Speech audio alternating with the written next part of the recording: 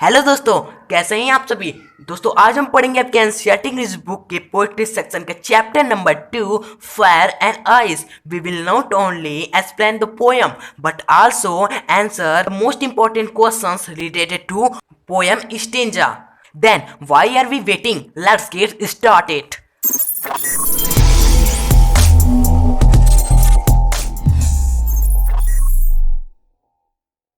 दोस्तों वीडियो को स्टार्ट करने से हम आपको बता दें कि जो आपका चैप्टर है फायर एंड आइस, इस चैप्टर के राइटर है रॉबर्ट फ्रोस्ट। क्या नाम है दोस्तों इनका? Robert frost. इस चैप्टर से रिलेटेड मोस्ट इंपॉर्टेंट क्वेश्चंस को सॉल्व करने से पहले या उसका आंसर देने से पहले हम समझ लेते हैं 2 मिनट में इस पोएम को। दोस्तों पोएम है सम से The world will end in fire, some say in ice. From what I have tasted of desire, I hold with those who favor fire. यानी कि इसका मतलब क्या है? कवि इसमें कह रहा है, कुछ लोग कहते हैं कि ये संसार का अंत क्या होगा? फायर यानी आग में होगा, और वही दूसरी तरफ कुछ लोग कहते हैं कि ये संसार का अंत बर्फ में होगा यानी कि आइस से। दोस्तों आप सोच रहे होंगे कि संसार यानी वर्ल्ड का एंड फायर और आइस में कैसे होगा? आइए इसका आंसर आपको तीसरे लाइन में मिलेगा। From what I have tested of desire, यानी कि जो कवि होता है वो फायर को डिजायर यानी इच्छा के समान मानता है, यानी डिजायर को कवि क्या होता है? इच्छा के समान मानता है, और कहता है ये जो संसार है ना, संसार का अंत का कारण क्या बनेगा? फायर बनेगा। I hold with those who favour fire, यानी संसार के अंत का कारण क्या बनेगा? फायर बनेगा, यानी कि असीमित इच्छा। फायर को किस चीज से कवि डिनोट कर रहा है? इच्छा यह होती है दोस्तों, हमारी असीमित होती है। इसलिए कवि कह रहा है कि जो हमारा संसार है उसका अंत का कारण क्या बनेगा? फायर, यानी कि असीमित इच्छा बनेगी। स्टेंजा आपको समझ में आइए। आइए दूसरे स्टेंजा की तरफ चलते हैं। But if I had to perish to it, I think I know enough of it to say that for destruction eyes is also great and would suffix। दोस्तों इस स्टेंजा में कवि कहता है कि जो संसार है वो 2 बार अंत होगा। कैसे दोस्तों? यहाँ पर पेरिस का मतलब है अंत और ट्विस्ट का मतलब है 2 बार, यानी कि संसार को 2 बार यानी संसार का क्या होगा दोस्तों? 2 बार अंत होगा। कैसे? देखिए, I think I knew enough of fate to say that for destruction ice, यानी कि फायर को दोस्तों डिजायर के रूप में डिनोट किया था। उसी प्रकार दोस्तों यहाँ पर आइस को हेट यानी कि घृणा का प्रतीक माना है, यानी कि जो हमारा बर्फ है वो हमारा घृणा का प्रतीक है। तो इसलिए कवि कहता है अगर ये डिजायर यानी कि असीमित इच्छा हमारे वर्ल्ड का यानी कि संसार का अंत कर सकती है, उसी प्रकार जो घृणा होती है वो भी संसार के लिए उतना ही हानिकारक है जितना कि डिजायर यानी कि इच्छा हानिकारक है। Is also great and would suffix, यानी कि ये भी क्या हो सकता है? हमारे संसार के अंत का कारण बन सकता है। तो दोस्तों इस पूरे स्टेंजा का समरी क्या निकलता है कि कवि कहता है कि कुछ लोग कहते हैं कि जो हमारा संसार का अंत होगा फायर यानी कि आग में होगा, और कुछ लोग कहते हैं कि बर्फ में उसका अंत होगा। लेकिन कवि यहाँ पे कहता है कि जो हमारा फायर है वो हमारे डिजायर का प्रतीक है, यानी कि इच्छा, असीमित इच्छा का प्रतीक है।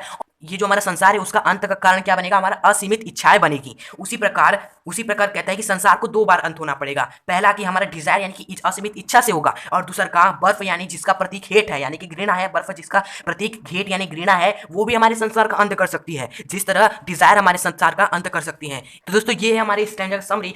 दोस्तों आई होप आपको ये समरी स्टेंजा बिल्कुल अच्छी तरह से समझ में आ गई हो, क्योंकि अगर आप समझ चुके हैं तो चलिए हम चलते हैं इस चैप्टर, इस दोनों स्टेंजा से रिलेटेड जो भी क्वेश्चन मोस्ट इंपॉर्टेंट है जो आपके एग्जाम में डायरेक्ट पूछे जाएंगे उन्हें सॉल्व करते हैं। ये रहा हमारा पहला स्टेंजा। देख रहे हैं यहाँ पे एग्जाम को ओरिएंटेड क्वेश्चन जो परीक्षा में बहुत ही महत्वपूर्ण है, इन्हें आपको अच्छे से समझना है। पहले स्टेंजा से रिलेटेड पहला क्वेश्चन पूछा गया है, तो poet consider desire as a fire, यानी कि जो है पोएट यानी कवि वो डिजायर को फायर का प्रतीक मानता है। जी हाँ दोस्तों, हमने आपको बताया जो फायर का प्रतीक है क्या है? डिजायर यानी कि इच्छा है। तो ये हमें ट्रू फॉल्स बताना है, तो इसका आंसर क्या हो जाएगा दोस्तों? ट्रू हो जाएगा। आइए सेकंड क्वेश्चन देखते हैं।